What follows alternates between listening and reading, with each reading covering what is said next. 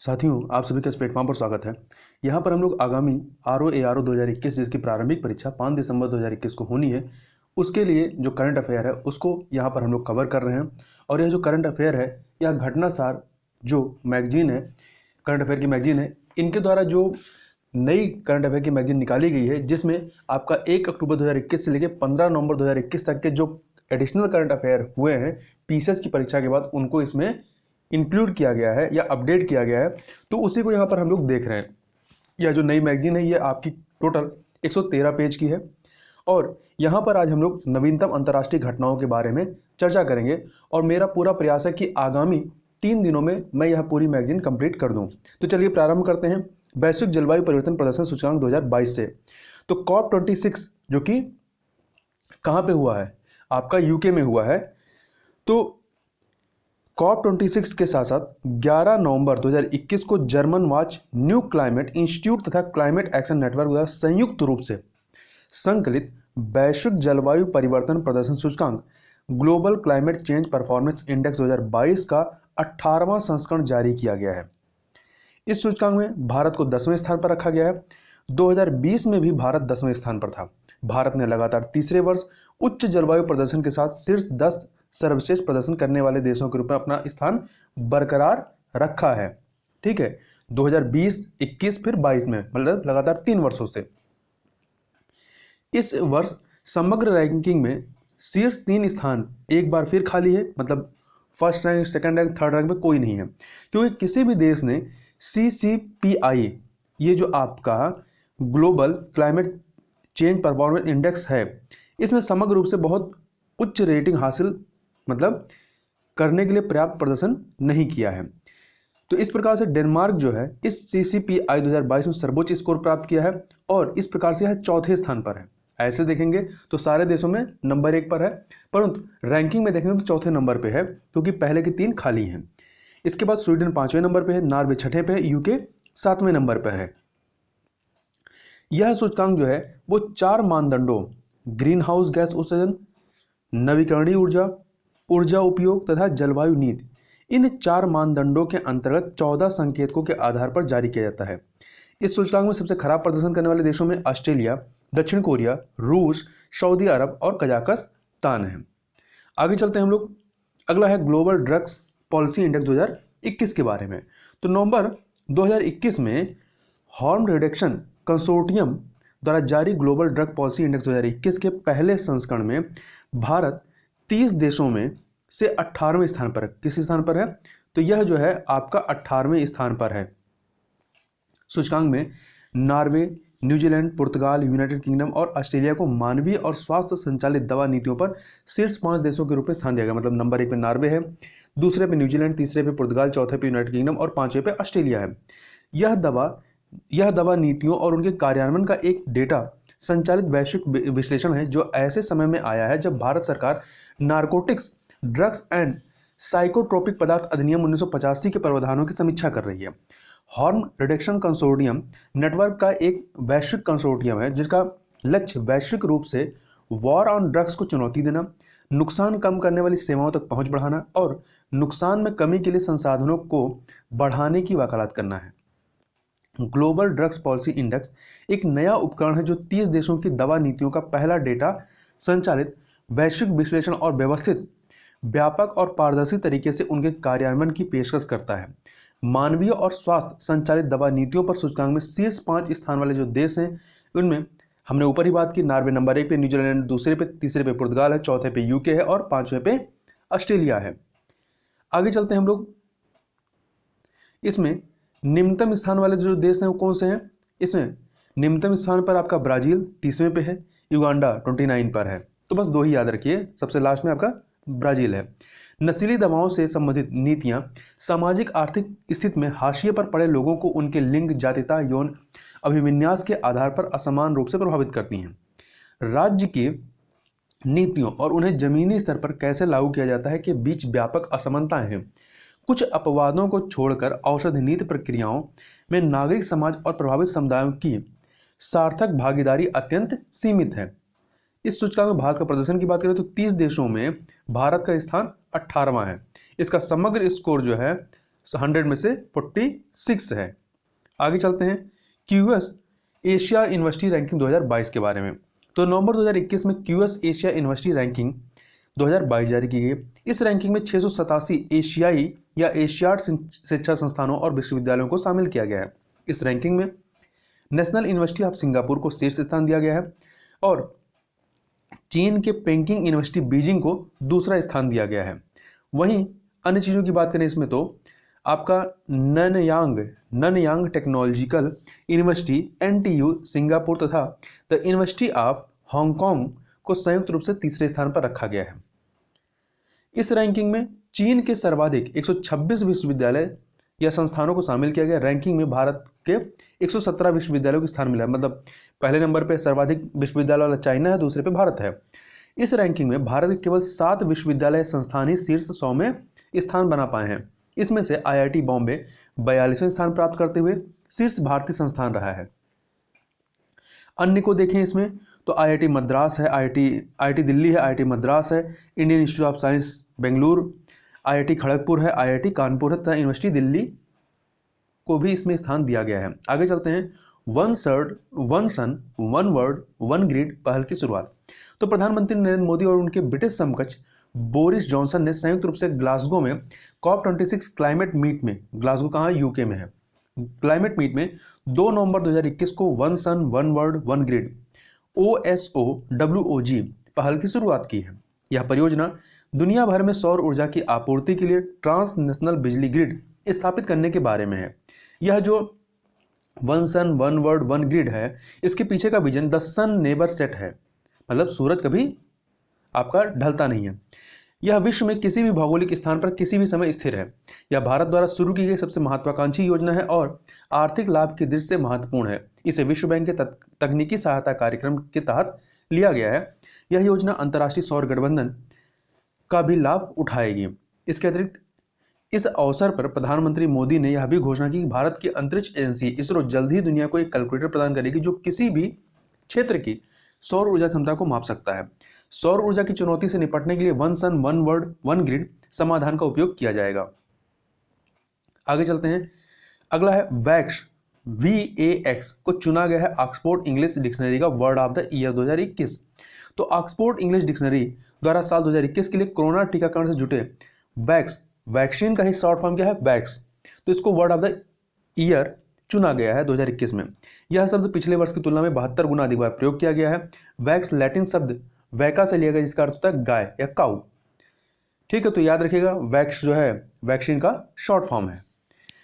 2021 में कुछ अन्य शब्दों का भी बहुत प्रचलन रहा, जैसे कि double vaxxed, unvaxxed and anti vaxxer इत्यादि। अगला है ग्लोबल सॉफ्ट पावर रैंकिंग 2021। तो दुनिया भर के पर्यटकों का पसंदीदा ठिकाना बनने का सपना देख रहे भारत को बड़ा झटका लगा है। नवंबर 2021 के पहले सप्ताह में जारी अंतरराष्ट्रीय सॉफ्ट पावर रैंकिंग 2021 में भारत जो है 6 स्थान नीचे चला गया है, 6 स्थान नीचे गया है। और जर्मनी लगातार 5वें साल दुनिया का सर्वश्रेष्ठ देश बना हुआ है। वहीं भारत के पड़ोसी देश चीन ने अपनी रैंकिंग में 4 स्थान का सुधार किया है। डोनाल्ड ट्रंप के राष्ट्रपति पद से हटने के बाद अमेरिका ने 2 स्थान की बढ़त दर्ज की है। भारत को 60 देशों के इंडेक्स में 40वां, इससे पहले कितना था, 34वां था, तो इन्होंने अपना 6 अंक पीछे किया है। ठीक है, 34 से 40 पहुंच गए हैं। तो भारत को 60 देशों के इंडेक्स में 40वां स्थान मिला है और चीन को 31वां मिला है। चीन ने अपनी रैंकिंग में 4 स्थान का सुधार किया और भारत ने अपनी रैंकिंग में 6 स्थान का क्या किया, घटाव किया है। इस सूचकांक में प्रत्येक वर्ष नेशनल ब्रांड इंडेक्स के जरिए प्रशासन, मित्रतापूर्ण व्यवहार, संस्कृति और जीवन की गुणवत्ता, निवेश, अप्रवास और निर्यात जैसे 6 मानकों के आधार पर 60 देशों का मूल्यांकन किया जाता है। इस साल की रैंकिंग में जर्मनी को लगातार 5वीं बार दुनिया का सर्वश्रेष्ठ देश चुना गया है। ठीक है, यही नहीं, जर्मनी ने पहले की तुलना में अपने स्कोर में भी सुधार किया है। भारत की रैंकिंग में गिरावट के कारणों में कोरोना से लोगों के जीवन स्तर में अपेक्षित सुधार न होना, किसान आंदोलन के कारण शासन के स्तर पर भी अंकों में गिरावट, सोशल मीडिया का गलत प्रयोग इत्यादि शामिल हैं। यहाँ पर ब्रिटेन जो है ताजा रैंकिंग में दूसरे स्थान से पिछड़कर 5वें स्थान पर पहुंच गया। पहले दूसरे स्थान पर था, अब 5वें स्थान पर पहुंच गया है। तो इस रैंकिंग में देखेंगे तो जर्मनी नंबर 1 पर है, इसके बाद कनाडा दूसरे पे, जापान तीसरे पे, इटली चौथे पे और ब्रिटेन आपका 5वें पे है, जो पहले दूसरे पे हुआ करता था। इस सर्वे को ब्रिटेन के राजनीतिक विज्ञानी सिमोन अनहोल्ट और सर्वे कराने वाली संस्था इप्सोस ने कराया था। आगे चलते हैं, आगे हम लोग बात कर लेते हैं। सर्वे कराने वाली इप्सोस संस्था ने कहा कि विभिन्न देशों की रैंकिंग में गिरावट सुशासन, पर्यटन, आवर्जन और निवेश में आई कमी की वजह से है। अगला है COP26 जलवायु सम्मेलन 2021 के बारे में। तो यूनाइटेड किंगडम द्वारा 31 अक्टूबर से लेकर के 12 नवंबर 2021 तक आयोजित COP26 संयुक्त राष्ट्र जलवायु परिवर्तन सम्मेलन की मेजबानी की गई। इस वर्ष पक्षकारों के इस 26वें सम्मेलन अर्थात COP26 का आयोजन ग्लासगो के स्कॉटिश इवेंट कैंपस में किया गया। सम्मेलन की अध्यक्षता भारतीय मूल के ब्रिटिश कैबिनेट मंत्री आलोक शर्मा ने की। ग्लासगो समझौता के प्रमुख चरण की बात करते हैं तो कोयले के उपयोग को चरणबद्ध तरीके से खत्म करने के प्रावधानों पर विवाद, ग्रीन हाउस गैस उत्सर्जन में कमी और गरीब देशों को धन उपलब्ध कराने को लेकर सरकारों के साथ 2 हफ्ते के कड़े विचार विमर्श के बाद जलवायु परिवर्तन सम्मेलन में अहम ग्लासगो समझौता 13 नवंबर 2021 को संपन्न हो गया। पृथ्वी को बचाने के लिए 200 देशों की भागीदारी वाली संयुक्त राष्ट्र की 26वीं कॉन्फ्रेंस में भारत ने आखिरी समय में समझौते में ऊर्जा उत्पादन में कोयले का उपयोग रोकने के मुद्दे पर आपत्ति जताई। इसके बाद समझौते में शामिल रोकने के शब्द को घटाने में परिवर्तित किया गया। चीन व ईरान ने इस विषय पर भारत का साथ दिया। हालांकि यूरोपीय संघ व अमेरिका सहित कई देश और संयुक्त राष्ट्र अध्यक्ष इससे खुश तो नहीं थे, लेकिन उन्हें भारत के तर्कों से सहमत होना पड़ा। स्कॉटलैंड में 13 नवंबर को हुए समझौते पर सभी की सहमति के बाद सम्मेलन एक दिन अतिरिक्त चला। सम्मेलन की सबसे महत्वपूर्ण बात यह रही कि सभी देश पहली बार जीवाश्म ईंधन के उपयोग में कमी लाने पर सहमत हुए। समझौते में शामिल देश अगले साल कार्बन कटौती पर भी सहमत हो गए ताकि ग्लोबल वार्मिंग को 1.5 डिग्री सेल्सियस तक सीमित रखा जा सके। ग्लासगो में COP26 सम्मेलन के दौरान 2022 में COP27 संयुक्त राष्ट्र जलवायु परिवर्तन की मेजबानी मिस्र को देने का निर्णय लिया गया है। मिस्र के शर्म अल शेख के लाल सागर रिसोर्ट में सम्मेलन का आयोजन होगा। वहीं वर्ष 2023 में COP28 का आयोजन संयुक्त अरब अमीरात UAE में प्रस्तावित है। पक्षकार सम्मेलन क्या है? COP, तो इसके बारे में बात कर लेते हैं। कॉन्फ्रेंस ऑफ पार्टीज के बारे में। तो वर्ष 1994 में स्थापित संयुक्त राष्ट्र जलवायु परिवर्तन फ्रेमवर्क अभिसमय या United nation climate change framework convention UNFCCC के अधीन कार्य करता है। UNFCCC की स्थापना वायुमंडल में ग्रीन हाउस गैसों की सांद्रता को स्थिर करने की दिशा में कार्य करने के लिए की गई थी। वर्ष 1995 से COP सदस्यों के सम्मेलन का हर साल आयोजन किया जा रहा है। पहला COP सम्मेलन वर्ष 1995 में बर्लिन में आयोजित किया गया। पहले पक्षकार सम्मेलन में सदस्य देशों के लिए जिम्मेदारियों की सूची तैयार की गई, जिसमें कई सारे विषय शामिल थे। इसके अतिरिक्त जलवायु परिवर्तन से लड़ने के प्रयास में प्रधानमंत्री मोदी ने ग्लासगो में संपन्न COP26 शिखर सम्मेलन के दौरान 1 नवंबर 2021 को अपने संबोधन में दुनिया को 1.5 डिग्री सेल्सियस के लक्ष्य को प्राप्त करने के लिए पंचामृत रणनीति का प्रस्ताव रखा। तो ध्यान रखिए पंचामृत रणनीति कहां पे आई है, जो इस प्रकार है। पहला, भारत वर्ष 2070 तक शुद्ध शून्य उत्सर्जन नेट जीरो कार्बन इमिशन प्राप्त कर लेगा। वहीं वर्ष 2030 तक भारत यह सुनिश्चित करेगा कि उसकी 50% ऊर्जा आवश्यकताएं अक्षय ऊर्जा स्रोतों से पूरी की जाए, रिन्यूएबल एनर्जी सोर्सेस से। तीसरा, भारत अब से लेकर के 2030 तक के कुल प्रोजेक्टेड कार्बन एमिशन में 1 बिलियन टन की कमी करेगा। वहीं भारत अपने सकल घरेलू उत्पाद की प्रति इकाई उत्सर्जन तीव्रता को 45% से कम करेगा। और पांचवा, भारत वर्ष 2030 तक 500 गीगावाट नवीकरणीय ऊर्जा उत्पन्न करने हेतु सिस्टम भी स्थापित करेगा, जो कि हमारे वर्तमान लक्ष्य से 50 गीगावाट की वृद्धि होगी।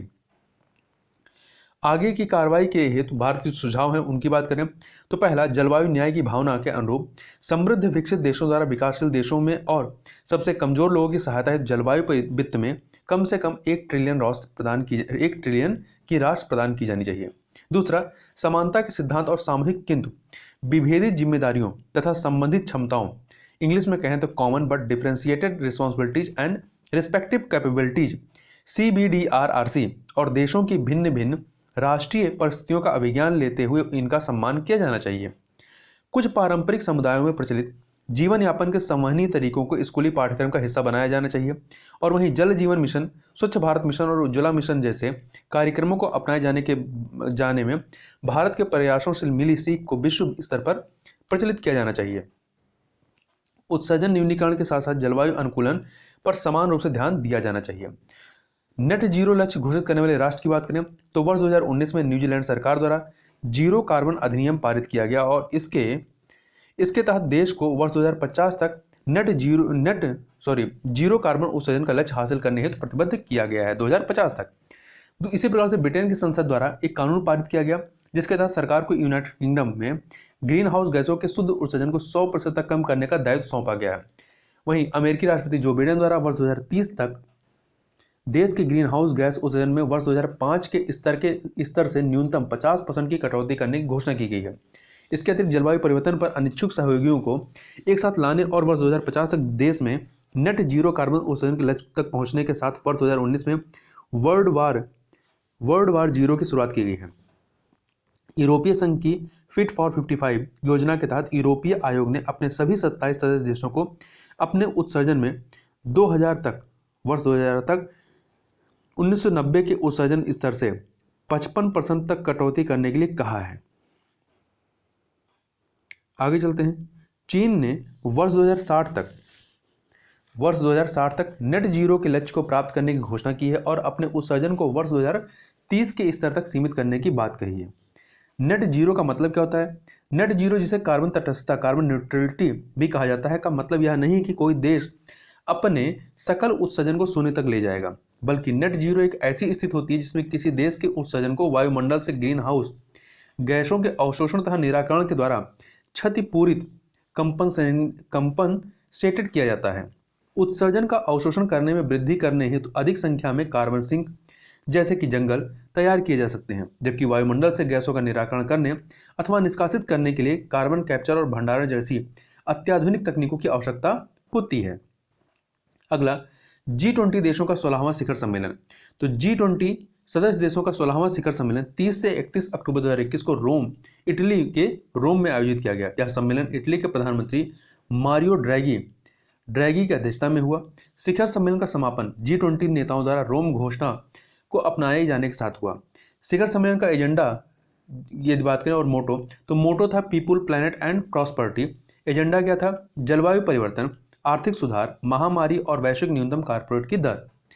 रोम में आयोजित G20 सम्मेलन में प्रधानमंत्री मोदी ने अपने संबोधन में कहा कि भारत की तैयारी वर्ष 2022 में विश्व के लिए 5 अरब वैक्सीन खुराक से अधिक के उत्पादन की है। इसलिए आवश्यक है कि विश्व स्वास्थ्य संगठन भारतीय वैक्सीन को शीघ्र मान्यता दे। सम्मेलन में मोदी ने कहा कि कोरोना वैक्सीन महामारी से लड़ने के लिए हमने एक स्वास्थ्य का विजन विश्व के सामने रखा है, जो भविष्य में किसी भी संकट से निपटने के लिए ये विश्व की बड़ी ताकत बन सकता है। भारत को फार्मेसी ऑफ द वर्ल्ड के रूप में प्रस्तुत करते हुए प्रधानमंत्री ने कहा कि हमने उन 150 से अधिक देशों को इस संकट की घड़ी में दवा की आपूर्ति की। सम्मेलन के समापन पर जारी अंतिम दस्तावेज ने G20 सदस्य राष्ट्रों के नेताओं ने निम्नलिखित के प्रति प्रतिबद्धता व्यक्त की है। पहला, जलवायु परिवर्तन का मुकाबला करने के लिए अब से 2025 तक हर साल $100 बिलियन प्रदान किया जाएगा। दूसरा, 2021 के अंत तक सभी नए कोयला संयंत्रों के लिए अंतर्राष्ट्रीय वित्त पोषण समाप्त करने के लिए सहमति, लेकिन संयंत्र बंद करने की समय सीमा तय नहीं। ग्लोबल वार्मिंग को पूर्व औद्योगिक स्तर से 1.5 डिग्री सेल्सियस ऊपर सीमित करने के लिए कार्रवाई करें। G20 देश 2030 तक जैव विविधता ह्रास को रोकने और क्षतिपूर्ति की कार्रवाई को मजबूत करने को प्रतिबद्ध। कोविड-19 टीकों के लिए आपातकालीन उपयोग प्राधिकरण पर WHO को मजबूत करना और G20 की इस बैठक में बहुराष्ट्रीय कंपनियों के लाभ पर न्यूनतम 15% की टैक्स लगाने पर सदस्य देशों में व्यापक सहमति बनी है, जिससे एक बड़ी उपलब्धि माना जा रहा है। इस कर के प्रयोग में आने के बाद बहुराष्ट्रीय कंपनियों के लिए कम कर वाले देशों से बच निकलने के रास्ते बंद होंगे। G20 का 17वां शिखर सम्मेलन 2022 में इंडोनेशिया में, 18वां 2023 में भारत में और 19वां 2024 में ब्राजील में आयोजित किया जाएगा। वाणिज्य मंत्री पीयूष गोयल भारत के G20 शेरपा या सरकार के मुखिया के निजी प्रतिनिधि थे। अगला है आसियान का 38वां और 39वां शिखर सम्मेलन 2021। तो 26 अक्टूबर 2021 को आसियान अर्थात association of south east Asian nation देशों के राष्ट्राध्यक्षों शासनाध्यक्षों का 38वां और 39वां संयुक्त अधिवेशन ब्रुनई के दारुसलाम में आयोजित किया गया। सम्मेलन की अध्यक्षता ब्रुनई के सुल्तान हाजी हसनल बोलकिया ने किया। आसियान के 38वें और 39वें शिखर सम्मेलन की थीम थी we care, be prepared, be prosper. ASEAN शिखर सम्मेलन के साथ ही 18वां भारत आसियान तथा 16वां ईस्ट एशिया समिट का भी आयोजन किया गया। 18वें भारत आसियान शिखर सम्मेलन की बात करें तो भारत के प्रधानमंत्री नरेंद्र मोदी ने वर्चुअली तरीके से 18वें आसियान भारत शिखर सम्मेलन में भाग लिया। यह 9वां आसियान भारत शिखर सम्मेलन था जिसमें पीएम मोदी ने हिस्सा लिया। शिखर सम्मेलन ब्रुनई के सुल्तान हाजी हसन अल बोलकिया की अध्यक्षता में आयोजित किया गया। आसियान देशों के राष्ट्राध्यक्षों, शासनाध्यक्षों ने आसियान भारत रणनीतिक साझेदारी की स्थिति तथा कोविड-19 विश्वास, व्यापार और वाणिज्य, कनेक्टिविटी और शिक्षा व संस्कृति के प्रमुख क्षेत्रों में हुई प्रगति की समीक्षा के लिए शिखर सम्मेलन में भाग लिया। वर्ष 2022 में आसियान भारत संबंध साझेदारी के 30 वर्ष पूरे करेगा और इसे आसियान भारत मैत्री वर्ष के रूप में मनाया जाएगा। सम्मेलन में पीएम मोदी ने कोरोना काल के दौरान दोनों तरफ से एक दूसरे को दी गई मदद को याद किया और बताया कि म्यांमार के लिए भारत ने $2 लाख की मानवीय मदद दी है। साथ ही आसियान को कोविड से लड़ाई के लिए 10 सृजित फंड आसियान रिस्पांस फंड में $10 लाख की सहयोग राशि दी है। दोनों पक्षों के बीच सभी तरह की भौतिक और डिजिटल कनेक्टिविटी को बेहतर करने के लिए भी विकल्पों पर विचार शिखर सम्मेलन में हुआ, लेकिन किसी नई ठोस योजना के बारे में कोई घोषणा नहीं हुई। आसियान देशों के साथ सांस्कृतिक रिश्तों को प्रगाढ़ करने के लिए पीएम मोदी ने आसियान कल्चरल हेरिटेज लिस्ट को भी बढ़ाने की घोषणा की है। आसियान देशों की ओर से भी कोरोना की लड़ाई में मदद के लिए भारतीय पीएम को धन्यवाद दिया गया। दक्षिण चीन सागर और आतंकवाद सहित सामान्य हित तथा चिंता के क्षेत्रीय और अंतर्राष्ट्रीय मुद्दों पर भी चर्चा सम्मेलन में हुई। सभी सदस्य देशों ने दक्षिण चीन सागर में शांति, स्थिरता, सुरक्षा को बनाए रखने और नेविगेशन तथा ओवरफ्लाइट की स्वतंत्रता सुनिश्चित करने के महत्व को दोहराया है। आसियान भारत शिखर सम्मेलन प्रतिवर्ष आयोजित किया जाता है और भारत और आसियान को उच्चतम स्तर पर जुड़ने का अवसर प्रदान करता है। प्रधानमंत्री ने पिछले वर्ष नवंबर में वर्चुअली आयोजित 17वें आसियान भारत शिखर सम्मेलन में भाग लिया था। आसियान भारत रणनीतिक साझेदारी साझा भौगोलिक, ऐतिहासिक और सामाजिक विकास के संबंधों की मजबूत नींव पर खड़ी है। आगे चलते हैं। आसियान हमारा एक्ट ईस्ट पॉलिसी और इंडो पैसिफिक की हमारी व्यापक परिकल्पना का केंद्र है। वर्ष 2022 में आसियान भारत के संबंधों के 30 वर्ष पूरे हो रहे हैं। भारत और आसियान में अनेक संवाद तंत्र हैं जो नियमित रूप से मिलते हैं, जिसमें एक शिखर सम्मेलन, मंत्री स्तरीय बैठकें और वरिष्ठ अधिकारियों की बैठकें शामिल हैं। अगला है 16वां पूर्वी एशिया शिखर सम्मेलन के बारे में। तो प्रधानमंत्री नरेंद्र मोदी ने 27 अक्टूबर 2021 को एक वीडियो कॉन्फ्रेंस के माध्यम से 16वें पूर्वी एशिया शिखर सम्मेलन ईस्ट एशिया समिट में हिस्सा लिया। 16वें ईस्ट एशिया समिट की मेजबानी ब्रुनई की अध्यक्षता में की गई। यह प्रधानमंत्री मोदी के लिए 7वां पूर्वी एशिया शिखर सम्मेलन था। 16वें पूर्वी एशिया शिखर सम्मेलन को संबोधित करते हुए प्रधानमंत्री मोदी ने मुक्त, खुले और समावेशी हिंद प्रशांत क्षेत्र को लेकर भारत की प्रतिबद्धता दोहराई और क्षेत्र में आसियान केंद्रितता सिद्धांत पर जोर दिया। अपने संबोधन के दौरान प्रधानमंत्री मोदी ने एक लचीली वैश्विक मूल्य श्रृंखला के महत्व पर जोर दिया, साथ ही हिंद प्रशांत क्षेत्रों को क्वाड प्रायोजित टीके उपलब्ध कराने की क्षमता की प्रतिबद्धता दोहराई।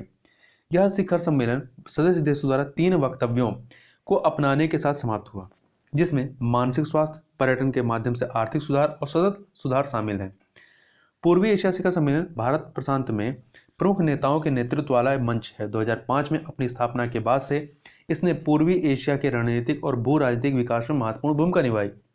10 आसियान सदस्य देशों के अलावा इसमें पूर्वी एशिया शिखर सम्मेलन में भारत, चीन, जापान, कोरियन गणराज्य, ऑस्ट्रेलिया, न्यूजीलैंड, संयुक्त राज्य अमेरिका और रूस ये जो हैं आपके देश शामिल हैं। भारत पूर्वी एशिया शिखर सम्मेलन का संस्थापक सदस्य होने के नाते पूर्वी एशिया शिखर सम्मेलन को मजबूत करने और समकालीन चुनौतियों से निपटने के लिए इसे और प्रभावी बनाने के लिए प्रतिबद्ध है।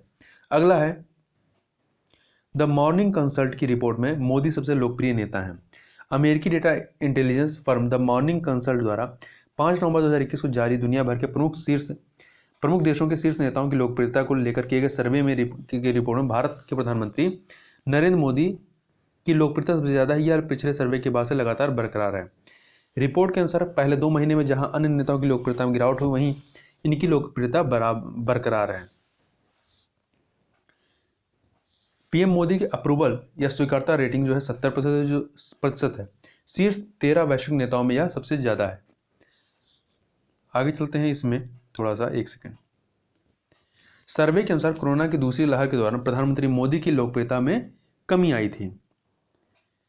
और यहाँ पे ये जो रैंकिंग दी गई है, नरेंद्र मोदी नंबर 1 पर हैं, मैक्सिको के लोपेज ओब्राडोर दूसरे पे हैं, इटली के मारिया ड्राघी तीसरे पे, जर्मनी की एंजेला मार्केल, ऑस्ट्रेलिया की स्कॉट मॉरिसन, अमेरिका के जो बाइडेन छठे पे हैं और कनाडा के जस्टिन ट्रूडो 7वें पे हैं। अगला है, ब्रिटेन में गांधी की स्मृति में 5 पाउंड का सिक्का जारी किया गया। ब्रिटेन में 4 नवंबर 2021 को वित्त मंत्री ऋषि सुनक ने भारत के राष्ट्रपिता महात्मा गांधी के जीवन और विरासत को रेखांकित करने के लिए 5 पाउंड का एक विशेष स्मारक सिक्का जारी किया।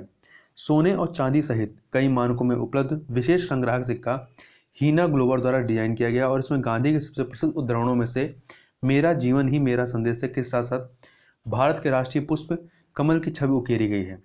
भारतीय मूल के सुनक ने कहा कि यह सिक्का उस प्रभावशाली नेता को एक उचित श्रद्धांजलि है जिससे दुनिया भर में लाखों लोगों को प्रेरित किया।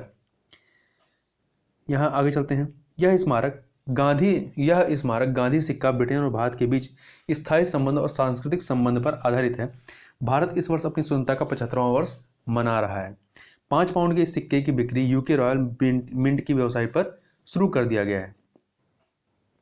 नया गांधी का सिक्का सामान्य मुद्रा चलन के लिए नहीं है, बल्कि यह स्मारक सिक्का है। यह रॉयल मिंट की वेबसाइट पर ऑनलाइन खरीद के लिए उपलब्ध है। टाइम्स हायर एजुकेशन की विश्व प्रतिष्ठा रैंकिंग 2021, तो 4 भारतीय संस्थानों ने टाइम्स हायर एजुकेशन की अक्टूबर 2021 के आखिरी सप्ताह में जारी विश्व प्रतिष्ठा रैंकिंग 2021 में जगह बनाई है। 4 भारतीय संस्थानों ने। तो ये टाइम्स हायर एजुकेशन के शीर्ष 200 विद्यालयों की यह रैंकिंग दुनिया भर के प्रमुख शिक्षाविदों के वोटों के आधार पर तैयार की गई है। भारतीय विज्ञान संस्थान IISc बेंगलुरु ने इस सूची में शीर्ष 100 में स्थान प्राप्त किया है, जो भारतीय संस्थानों में शीर्ष स्थान पर है। शीर्ष 200 में शामिल 3 अन्य भारतीय संस्थान कौन है? IIT बॉम्बे, IIT दिल्ली और IIT मद्रास। संयुक्त राज्य अमेरिका की हार्वर्ड यूनिवर्सिटी रैंकिंग में नंबर 1 पर है। वहीं मैसाचुसेट्स प्रौद्योगिकी संस्थान जो है MIT, ये आपका US का है, और यूनाइटेड किंगडम की यूनिवर्सिटी ऑफ ऑक्सफोर्ड, ये जो हैं इनको मतलब आपका, एक सेकेंड, MTS को अर्थात मैसाचुसेट्स प्रौद्योगिकी संस्थान को दूसरा और आपका यूनाइटेड किंगडम की यूनिवर्सिटी ऑफ ऑक्सफोर्ड को तीसरे नंबर पर रखा गया है। शीर्ष 10 में 7 संस्थानों के साथ अमेरिका रैंकिंग में शीर्ष स्थान पर। वहीं चीन का शिंगुआ विश्वविद्यालय जो 10वें स्थान पर है, शीर्ष 10 में शामिल एकमात्र एशियाई विश्वविद्यालय है। आगे चलते हैं। अगला है, मार्क जुकरबर्ग ने फेसबुक का नाम बदलकर मेटा रखा है। तो सोशल मीडिया कंपनी फेसबुक ने अपना नया नाम मेटा रख दिया है। 28 अक्टूबर 2021 को कंपनी के संस्थापक मार्क जुकरबर्ग ने इसकी घोषणा की। मेटावर्स एक साझा वर्चुअल इन्वायरमेंट के निर्माण पर केंद्रित एक रिब्रांड में फेसबुक का नया नाम परिवर्तित किया गया, जिसके लिए कहा जा रहा है कि यह भविष्य में मोबाइल इंटरनेट के लिए अधिक प्रभावशाली होगा। फेसबुक की फॉर्मर सिविक इंटीग्रिटी चीफ समधि चक्रवर्ती ने मेटा नाम का सुझाव दिया था। इस नए नाम से स्पष्ट हो गया कि कंपनी केवल एक सोशल मीडिया प्लेटफॉर्म तक सीमित नहीं रहना चाहती है। आगे चलते हैं। Mozambique forest carbon partnership facility से भुगतान पाने वाला पहला देश है। अफ्रीकी देश मोजाम्बिक विश्व का पहला देश बना है जिसने अक्टूबर 2021 में forest carbon partnership facility FCPF से उत्सर्जन कटौती करने के लिए भुगतान प्राप्त किया है। ठीक है, अफ्रीकी देश मोजाम्बिक ने वर्ष 2019 से 1.28 मिलियन टन कार्बन उत्सर्जन कटौती करने के लिए मोजाम्बिक को फॉरेस्ट कार्बन पार्टनरशिप फैसिलिटी के तहत वर्ल्ड बैंक द्वारा $6.4 मिलियन दिया गया है। फॉरेस्ट कार्बन पार्टनरशिप फैसिलिटी सरकारों, व्यवसायों, सिविल सोसाइटी और स्वदेशी पीपुल्स ऑर्गेनाइजेशन का एक ग्लोबल पार्टनरशिप है जिसका मुख्य उद्देश्य वनों की कटाई और वनों के अवमूल्यन से होने वाले उत्सर्जन में कटौती करना है। इसके अलावा इसका उद्देश्य फॉरेस्ट कार्बन स्टॉक को संरक्षण करना, वनों का धारणीय प्रबंधन करना और विकासशील देशों में कार्बन स्टॉक का संवर्धन करना। इसे 2008 में लॉन्च किया गया था। इसमें 47 विकासशील देश सदस्य के रूप में शामिल हैं जहां यह कार्य करता है।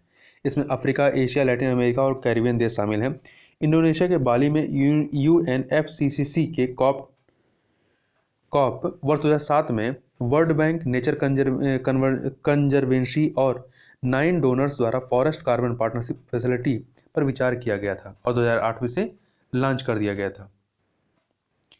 आगे चलते हैं। Henley passport index 2021। तो 5 अक्टूबर 2021 को विश्व नागरिकता और सलाहकार फर्म हेनली एंड पार्टनर्स द्वारा नवीनतम हेनली पासपोर्ट इंडेक्स Q4 2021 जारी किया गया। यह इंडेक्स तिमाही आधार पर जारी किया जाता है। यह इंडेक्स 199 विभिन्न पायलटों छोड़ दिए इसको। इस सूचकांक में जापान एवं सिंगापुर 192 वीजा फ्री स्कोर साथ संयुक्त रूप से नंबर 1 पर है। इसके अलावा दूसरे पे जर्मनी और दक्षिण कोरिया हैं, संयुक्त रूप से दूसरे स्थान पर है। और फिनलैंड, इटली, लग्जमबर्ग तथा स्पेन, फिनलैंड, इटली, लग्जमबर्ग तथा स्पेन जो है स्पेन ये तीनों तीसरे स्थान पर है। सूचकांक में चौथे स्थान पर आपका ऑस्ट्रिया और डेनमार्क है। 5वें में फ्रांस, आयरलैंड, नीदरलैंड, पुर्तगाल और स्वीडन है। इस सूचकांक में भारत जो है बुर्किना फासो तथा तजाकिस्तान के साथ साथ संयुक्त रूप से 90वें स्थान पर है। भारत, बुर्किना फासो तथा तजाकिस्तान के साथ सूचकांक में भारत का वीजा फ्री स्कोर 58 है। अर्थात भारत के पासपोर्ट के साथ यहाँ के नागरिक विश्व के केवल 58 देशों में ही बिना किसी पूर्व सूचना के वीजा कर सकते हैं। इस सूचकांक में अफगानिस्तान को सबसे निचला स्थान 116वां स्थान मिला है। ठीक है। और इसके बाद इराक, सीरिया, पाकिस्तान और यमन का स्थान है। यह ranking international air transport association के आंकड़ों के सर्वेक्षण पर आधारित है। भारत, ब्रिटेन और ऑस्ट्रेलिया की संयुक्त पहल IRIC है, सॉरी सी नहीं S है, IRIS। देखिए, भारत, ऑस्ट्रेलिया और यूके ने छोटे द्वीप विकासशील राज्यों स्मॉल आइसलैंड डेवलपिंग स्टेटस या स्टेट्स के सहयोग से पार्टियों के सम्मेलन के मौके पर एक नई पहल infrastructure for resilient island state शुरू करने की घोषणा की है। यह जो आइरिस मंच का उद्देश्य एक ऐसा बुनियादी ढांचा तैयार करना है जो आपदाओं का सामना कर सके और द्वीप राष्ट्रों में आर्थिक नुकसान को कम कर सके। IRIS पहल को ऑस्ट्रेलिया, भारत और यूके से $10 बिलियन की शुरुआती फंडिंग के साथ लॉन्च किया जाएगा। 2021 का संयुक्त राष्ट्र जलवायु परिवर्तन सम्मेलन ग्लासगो में COP26 31 अक्टूबर से 12 नवंबर 2021 तक आयोजित किया गया। आगे चलते हैं। पाकिस्तान के साथ तुर्की, माली और जॉर्डन भी FATF financial action task force की ग्रे लिस्ट में शामिल हैं। तो ग्लोबल टेरर फाइनेंशिंग वॉचडॉग, यह जो आपका फाइनेंशियल एक्शन टास्क फोर्स है, इसकी 19 से 21 अक्टूबर 2021 तक पेरिस में आयोजित आभासी बैठक में पाकिस्तान को देशों की ग्रे लिस्ट में बनाए रखने का निर्णय एक बार फिर लिया गया है। एक ब्रीफिंग में FATF अर्थात फाइनेंशियल एक्शन टास्क फोर्स के अध्यक्ष मार्कस प्लेयर ने यह भी घोषणा की कि किन 3 नए देशों तुर्की, जॉर्डन और माली को भी लिस्ट में शामिल किया गया। तो यहाँ ध्यान रखिएगा, पाकिस्तान जो है काफ़ी लंबे समय से ग्रे लिस्ट में आपका बना हुआ है। आगे देख लेते हैं, एक सेकेंड। पहली बार जून 2018 में FATF financial action task force द्वारा पाकिस्तान को ग्रे लिस्ट में रखा गया था। तब से FATF के जनादेश का पालन करने में विफलता के कारण पाकिस्तान इस सूची में लगातार बना हुआ है। लिस्ट में होने के कारण पाकिस्तान को अंतर्राष्ट्रीय वित्तीय एजेंसियों से वित्तीय सहायता नहीं मिल सकेगी। अगला है, इसी में फाइनेंशियल एक्शन टास्क फोर्स की अगली बैठक फरवरी 2022 में होगी, जहां इन देशों की स्थिति पर पुनर्विचार किया जाएगा। अगला है ग्लोबल टीबी रिपोर्ट 2021। तो WHO ग्लोबल टीबी रिपोर्ट 2021, तो विश्व स्वास्थ्य संगठन ने 2021 के लिए ग्लोबल टीबी रिपोर्ट 14 अक्टूबर 2021 को जारी की है। रिपोर्ट में कोविड-19 के प्रभावों पर प्रकाश डाला गया, जिसके कारण तपेदिक या टीबी उन्मूलन की प्रगति में भारी उलटफेर देखने को मिला है। रिपोर्ट में भारत को टीबी उन्मूलन में सबसे अधिक प्रभावित देश के रूप में उल्लेख किया गया है। जहां 2020 में नए टीबी मामलों का पता लगाने में भारी प्रभाव पड़ा है। रिपोर्ट के अनुसार क्षय रोग से सबसे अधिक 15 लाख मौतें 2020 में हुई। इसकी एक तिहाई यानी 5 लाख मौतें भारत में हुई। 2019 की तुलना में 2020 में 20% टीबी के मामलों में नाटकीय रूप से कमी देखी गई। 2019 में नए मरीजों की संख्या 71 लाख थी, ठीक है, और 2020 में 58 लाख की दर्ज की गई। वर्ष 2019 और 2020 के बीच टीबी के नए मामलों की दर्ज संख्या में गिरावट मुख्यतः इन देशों में देखी गई है। किसमें? भारत में, इंडोनेशिया, फिलीपींस और चीन। आगे चलते हैं। टीबी का पता लगाने में प्रगति 2012 के स्तर पर वापस चली गई है। भारत में 2020 में कुल मामलों में 41% की गिरावट दर्ज की गई है। रिपोर्ट में ग्लोबल टीबी वॉच लिस्ट में कंबोडिया, रूस और जिम्बाब्वे को शामिल किया गया है। यहाँ पे विश्व की पहली स्वचालित चालक रहित ट्रेन की बात कर लेते हैं। 10 अक्टूबर 2021 को जर्मनी रेल ऑपरेटर ड्यूश वॉन और औद्योगिक समूह सीमेंस ने हैम्बर्ग शहर में विश्व की पहली स्वचालित चालक रहित ट्रेन का अनावरण किया। ऐसी 4 ट्रेनें उत्तरी शहर के एस बॉन रैपिड शहरी रेल नेटवर्क में शामिल होंगी और दिसंबर 2021 तक इनके चालू होने की संभावना है। यह पहली बार होगा कि पूर्णतः स्वचालित हैम्बर्ग ट्रेन अन्य नियमित ट्रेनों के साथ साझा पटरियों पर चलेगी। सीमेंस और ड्यूस वॉन द्वारा विश्व की पहली स्वचालित ट्रेन हैम्बर्ग की तीव्र शहरी रेल प्रणाली के 60 मिलियन यूरो के आधुनिकीकरण का हिस्सा है। आगे चलते हैं। श्रीलंका ने भारत से नैनो नाइट्रोजन तरल उर्वरक की पहली खेप प्राप्त की। तो श्रीलंका को 20 अक्टूबर 2021 को भारत से गैर हानिकारक नैनो नाइट्रोजन तरल उर्वरक की पहली खेप प्राप्त हुई। कुल मिलाकर भारत ने 3.1 मिलियन लीटर उच्च गुणवत्ता वाले गैर हानिकारक नैनो नाइट्रोजन तरल उर्वरक का निर्यात किया। यह उर्वरक श्रीलंका को मक्का और धान की खेती से या खेती मदद मिलती है। श्रीलंका के राष्ट्रपति गोतबाया राजपक्षे द्वारा संस्कृत उर्वरक आयात को रोकने के निर्णय के बाद श्रीलंका ने नैनो नाइट्रोजन तरल उर्वरक का आयात किया है। पारंपरिक यूरिया के असंतुलित और अत्यधिक उपयोग को प्रतिबंधित करने के उद्देश्य से भारतीय किसान उर्वरक सहकारी लिमिटेड इफ्को द्वारा नैनो टेक्नोलॉजी या नैनो नाइट्रोजन तरल उर्वरक विकसित किया गया था। इसे दुनिया में पहली बार स्वदेशी रूप से विकसित किया गया है। इसे इफ्को के nano biotechnology research centre Gujarat के कल्लोल में एक पेटेंट तकनीकी के माध्यम से विकसित किया गया था। इक्वाडोर ने अपराध की लहर पर आपातकाल की घोषणा की है।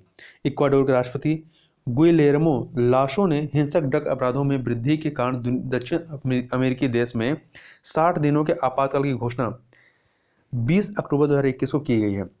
राष्ट्रपति लाशो ने मादक पदार्थों की तस्करी और खपत को हत्याओं, घरेलू चोरी, वाहनों और सामानों की चोरी तथा तस्करी में वृद्धि के पीछे मुख्य कारण के रूप में इंगित किया गया है। आगे चलते हैं। इसमें अफ्रीका के दुर्लभ ग्लेशियरों के समाप्त होने की संभावना। विश्व मौसम विज्ञान संगठन WMO और अन्य एजेंसी ने 19 अक्टूबर 2021 को अपनी नई रिपोर्ट जारी की है। इन एजेंसियों ने अपनी रिपोर्ट में चेतावनी दी है कि जलवायु परिवर्तन के कारण अगले 2 दशकों में अफ्रीका के दुर्लभ ग्लेशियर गायब हो जाएंगे। यह रिपोर्ट संयुक्त राष्ट्र जलवायु सम्मेलन से पहले जारी की गई, जो स्कॉटलैंड में 31 अक्टूबर से 12 नवंबर 2021 के बीच आयोजित किया गया। इस रिपोर्ट के अनुसार अफ्रीका के 1.3 बिलियन लोग अत्यधिक असुरक्षित हैं, क्योंकि अफ्रीकी महाद्वीप वैश्विक औसत से अधिक और तेज गति से गर्म हो रहा है।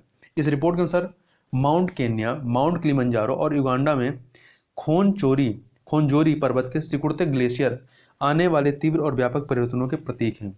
इन ग्लेशियरों की वर्तमान पीछे हटने की दर वैश्विक औसत से अधिक है। अगर ऐसा ही चलता रहा तो 2040 तक यह ग्लेशियर पूरी तरह से समाप्त हो जाएंगे।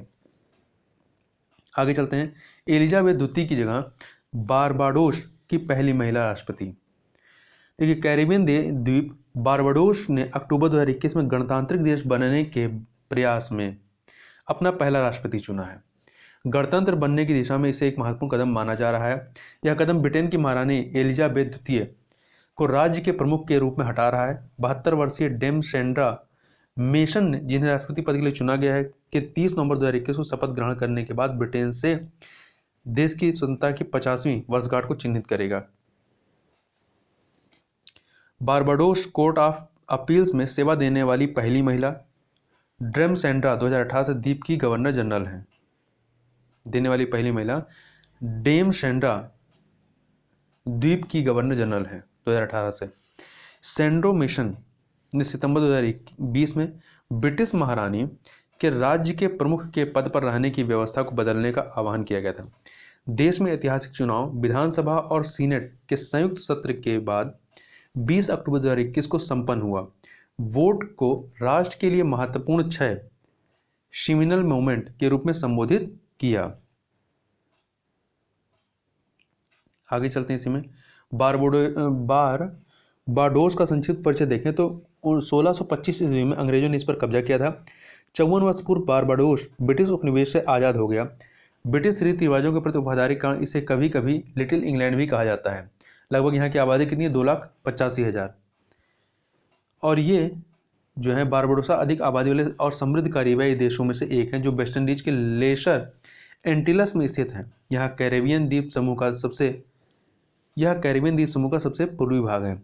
बारबाडोस कैरेबियन में गणतंत्र बनने वाला पहला ब्रिटिश उपनिवेश नहीं है। गुआना ने ब्रिटेन स्वतंत्रता प्राप्त करने के 4 साल से भी कम समय में 1970 में यह कदम उठाया। त्रिनिदाद और टोबैगो ने 1976 में और डोमिनिका ने 1978 में इसका अनुसरण किया। बारबाडोस के प्रधानमंत्री मिया मोटली बारबाडोस की राजधानी क्या है? ब्रिज टाउन है। और बारबाडोस की किस कॉन्टिनेंट में है? तो ये महाद्वीप उत्तरी अमेरिका में। अगला है वैश्विक जलवायु तकनीकी निवेश रिपोर्ट 2021 के बारे में। तो London and partners and company द्वारा 26 अक्टूबर 2021 को लंदन में जारी 5 साल पर पेरिस समझौते के बाद से वैश्विक जलवायु तकनीकी निवेश के रुझान रिपोर्ट के अनुसार 2016 से 2021 तक जलवायु प्रौद्योगिकी निवेश के लिए शीर्ष 10 देशों की सूची में भारत 9वें स्थान पर है। भारतीय जलवायु तकनीकी फर्मों को इस अवधि में उद्यम पूंजी के रूप में 1 बिलियन अमेरिकी डॉलर प्राप्त हुआ है।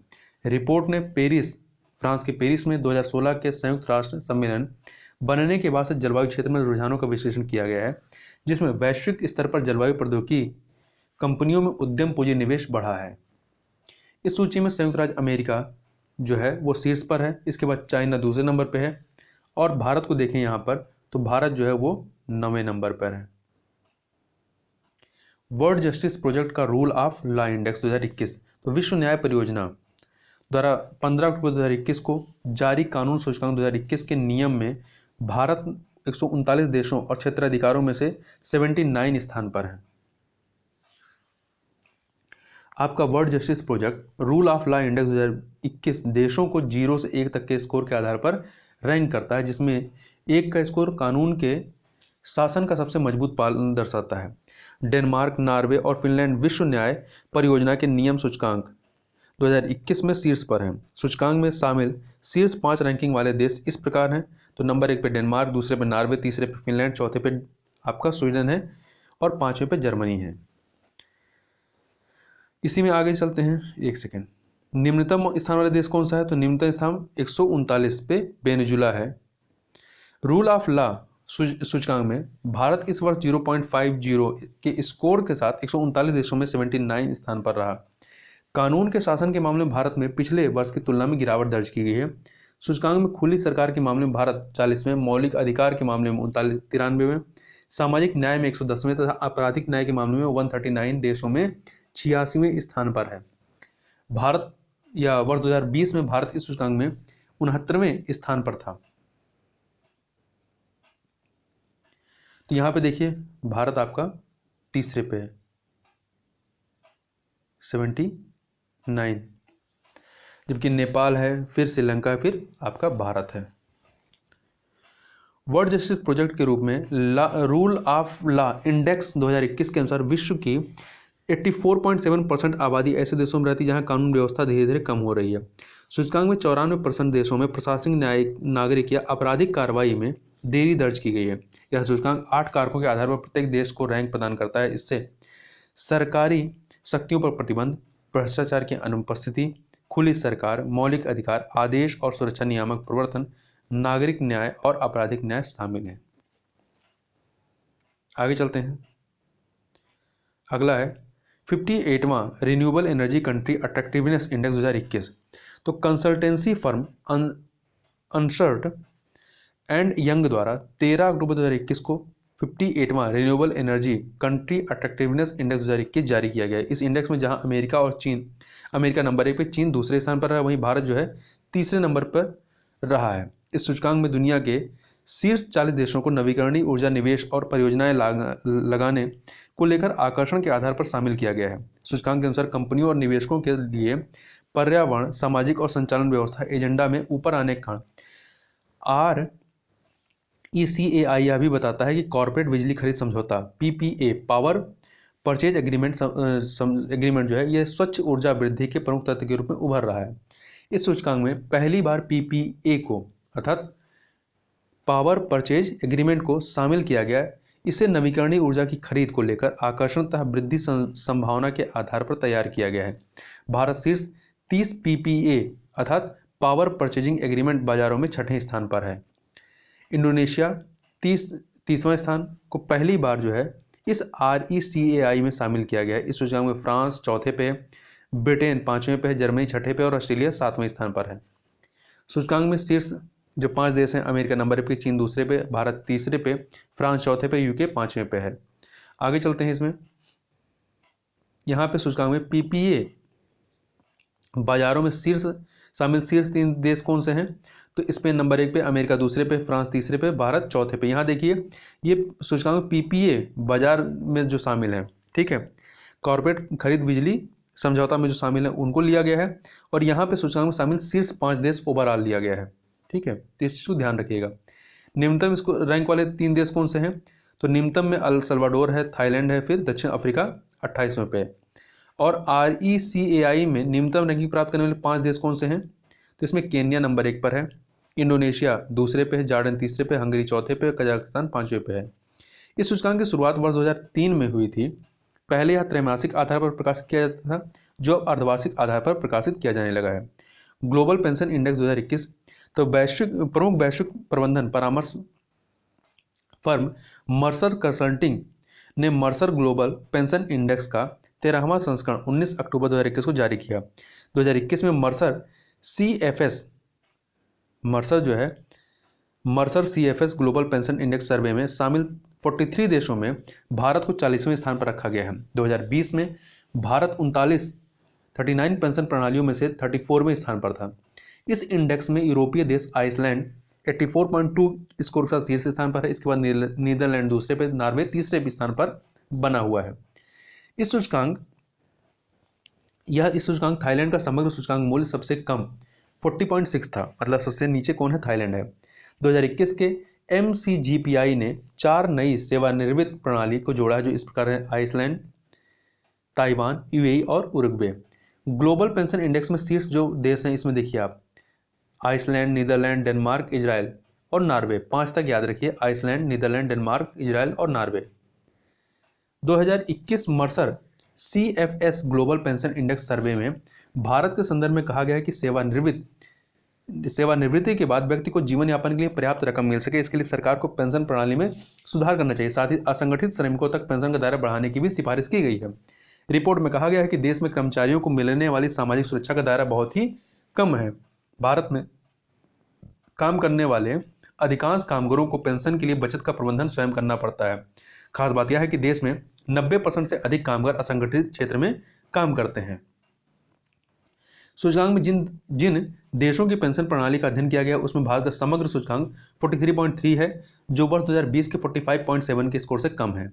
ग्लोबल पेंशन इंडेक्स 2021 में शामिल जो कुछ प्रमुख देशों में चीन 28वें पर और अमेरिका जो है 19वें स्थान पर है। Mercer CFA institute global pension index MCGPI के बारे में, तो MCGPI मर्सर कंसल्टिंग का एक वार्षिक सर्वेक्षण, इसका उद्देश्य सेवानिवृत्त आय प्रणाली को बेंचमार्क करना है। MCGPI 50 से अधिक संकेतकों के खिलाफ प्रत्येक सेवानिवृत्ति आय प्रणाली को मापने के लिए 3 उपसूचकांक पर्याप्तता, एडिक्वेसी, इंग्लिश में कहते हैं एडिक्वेसी, स्थिरता, सस्टेनेबिलिटी, और अखंडता, द इंटीग्रिटी का उपयोग करता है। इंडेक्स को मर्सर द्वारा CFA इंस्टीट्यूट और मोनाश सेंटर फॉर फाइनेंशियल स्टडीज के सहयोग से प्रकाशित किया गया है। रूस से S-400 एयर डिफेंस सिस्टम की आपूर्ति शुरू की गई है। तो रूस ने भारत को दुश्मन से लड़ाकू विमानों और लंबी दूरी की क्रूज मिसाइलों को असफल करने वाले S-400 एयर डिफेंस सिस्टम की आपूर्ति शुरू कर दी है। सबसे पहले इसकी पश्चिमी सीमा के पास तैनाती होगी, जहां पाकिस्तान से लगती पश्चिमी और चीन से उत्तरी सीमा के खतरों से निपटा जा सकेगा। भारत ने 5 S-400 खरीद का समझौता किया है। एक स्क्वाड्रन करीब 400 किलोमीटर लंबी दूरी तक वायु सुरक्षा दे सकता है। तो इस प्रकार से यहाँ पर हम लोगों ने जो अंतर्राष्ट्रीय संबंधित जो करंट अफेयर थे उनको यहाँ पर देखा। इससे आगे की चीज़ों को हम लोग नेक्स्ट वीडियो में कवर करेंगे। तो इस वीडियो में बस इतना ही, मिलते हैं नेक्स्ट वीडियो में, तब तक के लिए बहुत बहुत धन्यवाद।